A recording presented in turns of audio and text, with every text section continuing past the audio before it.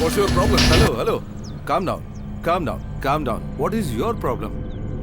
Who are you kidnapping? Huh? I said get out of our way. हाँ, क्या समझ रखा? हाँ? ये तुम्हारे बाप का एरिया है जो सुबह सुबह किसी का किडनैप करने निकल पड़े? हाँ? वो जो भी है उसे चुपचाप छोड़ दो। I said get the hell out of here.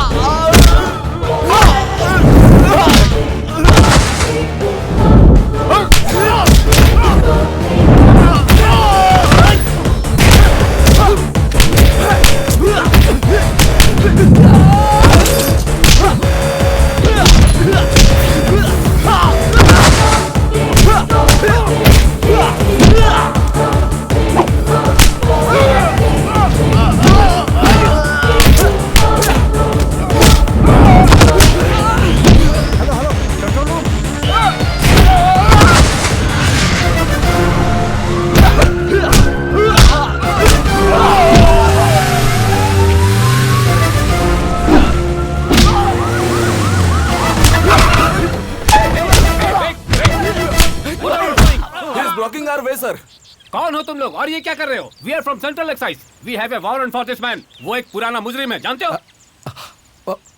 वो एक्चुअली अब आई एम सॉरी सर, पर मैंने इनसे कई बार पूछा कि प्रॉब्लम क्या है, इन्हें कोई जवाब नहीं दिया, तो मुझे लगा कि ये किसी को किडनैप कर रहे हैं, इसलिए मैं बीच में पड़ गया। सर मेरा मकसद आपके काम के बीच में टांग अड़ाना नहीं था। What's the problem?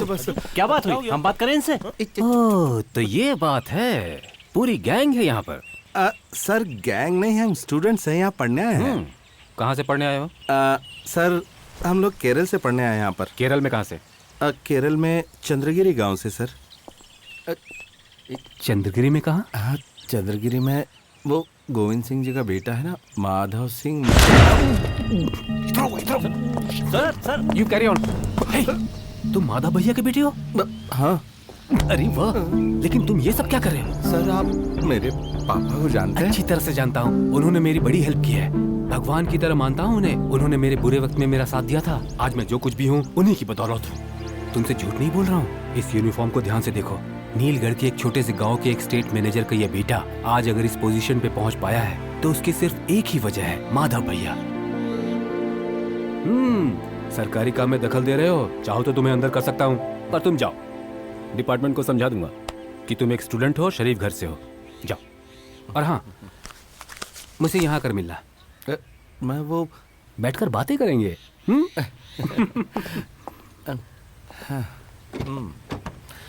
चंद्रगिरी के माधव भैया। फोन उठाने में देर क्यों हुई? अरे नहीं पापा, वो मैं पढ़ाई कर रहा था ना, एग्जाम नजदीक आ रहा है, इसलिए फोन नहीं उठा पाए। इस सेमेस्टर के साथ ही तुम्हारा ये कोर्स खत्म हो जाएगा ना? नहीं पापा, मुझे आगे पोस्ट ग्रेजुएशन में करना है। मुझे जरा एक सवाल का जवाब देना। कोस्ट गार्ड में कितने प्रकार के जहाज होते हैं? कोस्ट गार्ड गए तेल लेने। एक्चुअली मेरे दोस्त आए हुए हैं पापा, उन्हें कुछ डाउट था तो यहाँ पर वो मुझसे कुछ पूछने आ गए। मैं यहाँ का बहुत टैलेंटेड स्टूडेंट हूँ ना, तो सब लोग मुझसे पूछते हैं। हाँ समझ गया। तुम स्कॉलर हो ना, इसलिए सब तुम्हारे पास आते हैं अपनी प्रॉब्लम्स क्लियर करने, जैसा तुमने कहा। हाँ वही पापा। सुबह जो तुमने किया वो दोबारा नहीं होना चाहिए। मेरी बात। क्या हुआ? कुछ कहना चाहते हो मुझसे? पापा अगली बार ख्याल रखना। ठीक है पापा, अब ऐसा नहीं करूँगा। अच्छा फोन रखता हूँ पापा। क्या कहा आपने? अब वो नहीं, मैं अच्छा ठीक है, ओके फोन रखता हूँ। क्या हुआ यार? वीएस नायर सर ने कुछ नहीं कहा, पर पापा को सब कुछ पता चल गया। उन्होंने ऑर्डर दिया कि मैं कल के कल घर पहुंच जाऊं। कल सुबह उनके सामने हाजिरी देनी है। तो फिर तुम्हारा ये कोर्स? वो मेरी पढ़ाई छुड़ाने के लिए यहाँ से मुझे गांव नहीं बुला रहे हैं। दरअसल गांव में एक फंक्शन है और वो चाहते हैं कि मैं फंक्शन में रहूं।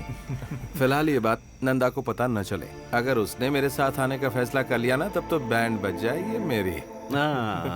चलो कल सुबह 6 बजे मैं अपने गांव पहुंच जाऊंगा, जिसका नाम है चंद्रगिरी। बहुत ही प्यारा गांव है वो।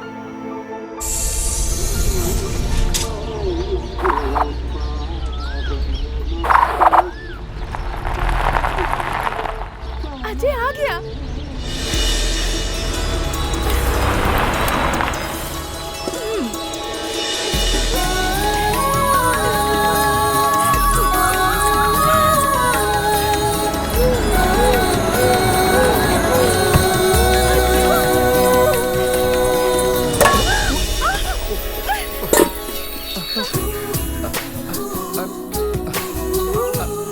I'm sorry.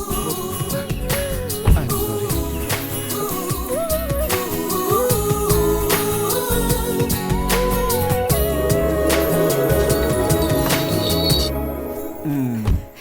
इतना भागकर आने की क्या जरूरत थी बेटा? वो ठोकर लग गई हाँ थी। ठीक है, अंदर।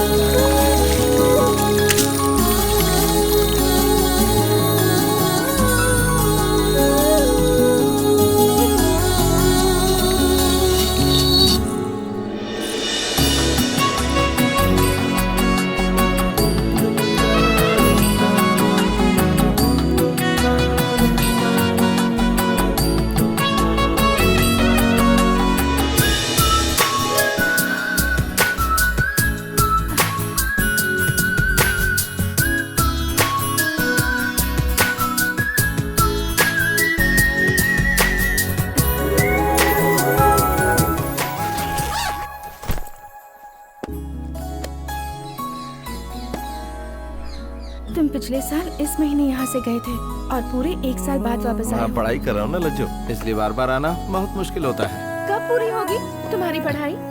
पता नहीं। अगर ऐसे ही चलता रहा ना तो 10 साल और लगेंगे। सही कहा ना?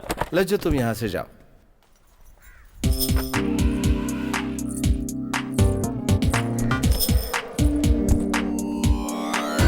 बंधु, ईश्वर ने तुम्हें इतनी अच्छी बॉडी दी है किसी को घूरने के लिए नहीं बल्कि लोगों की मदद करने के लिए। मैंने क्या किया? सुन लो जमाल, पापा को बिना बताए कितनी बार मैंने तुम्हारी मदद की, याद है तुम्हें? और तुम्हें याद है वो बात, करोड़पति मूसा हाजी की इकलौती बेटी के प्यार में किस कदर पागल थे तुम? उस समय चंद्रगिरी के माधव का ये बेटा बहुत ही बेवकूफ था जो तुम्हारी मदद की और उस लड़के को उठाकर तुम्हारे सामने ला पटका, क्योंकि वो लड़का तुम जैसे लोगों की तरह छोटे दिल वाला नहीं था और साथ ही वो लड़का बहुत भोला भी था जिसे तुम लोगों ने बेवकूफ बनाया।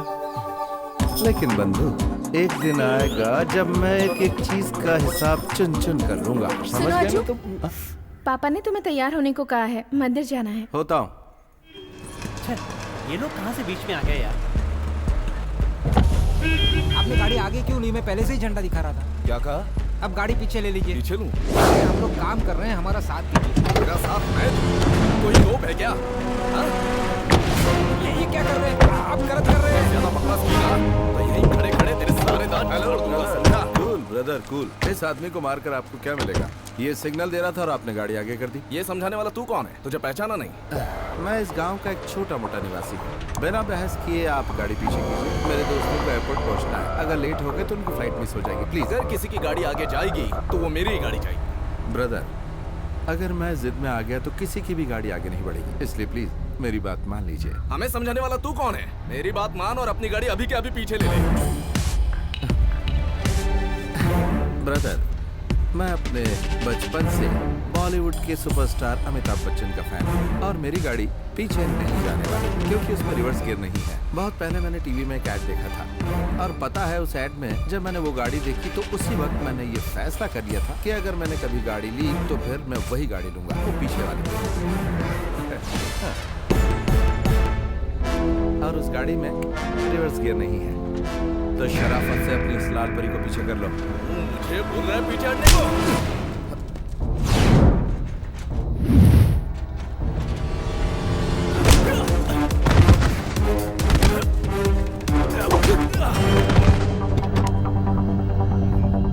देखते क्या हो? मारो उसे।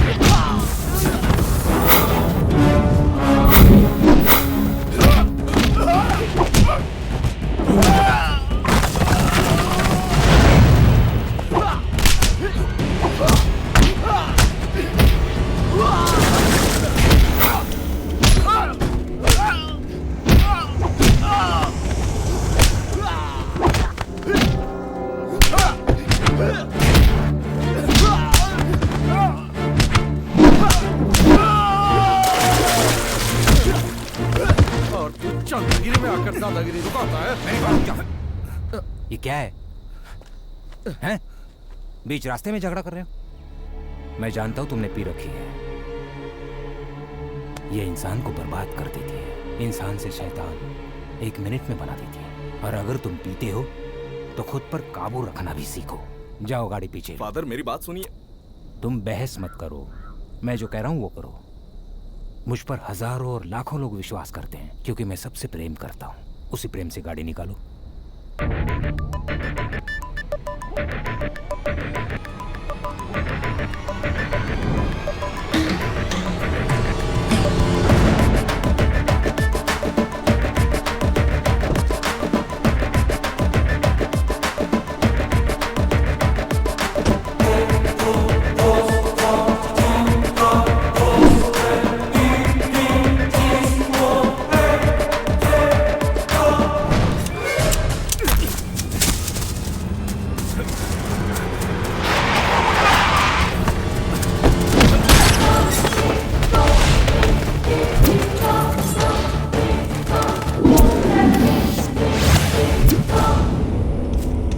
जब से पापा जेल से बाहर निकले हैं मैं इसी वक्त का इंतजार कर रहा था, क्योंकि जमाल कहता है ये सब काम पापा के सामने मत करो।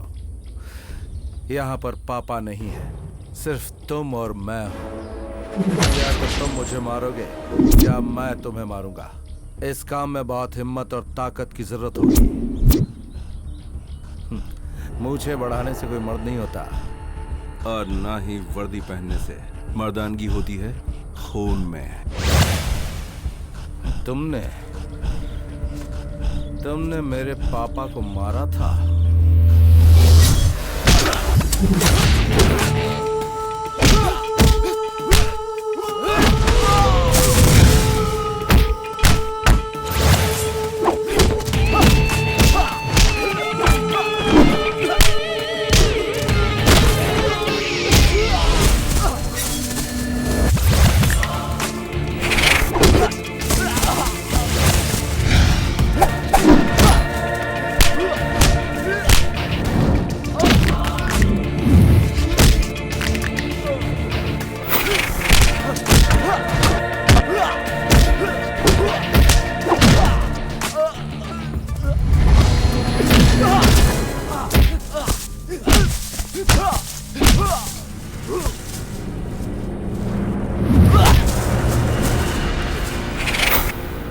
ब्रदर, जब भी किसी बुजुर्ग पर हाथ उठाना या फिर उसे परेशान करना तो ये बात याद रखना, अपने ये हाथ उठाने से पहले अच्छे से सोच लेना।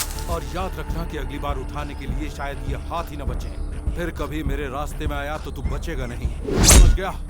मर्द बनता है।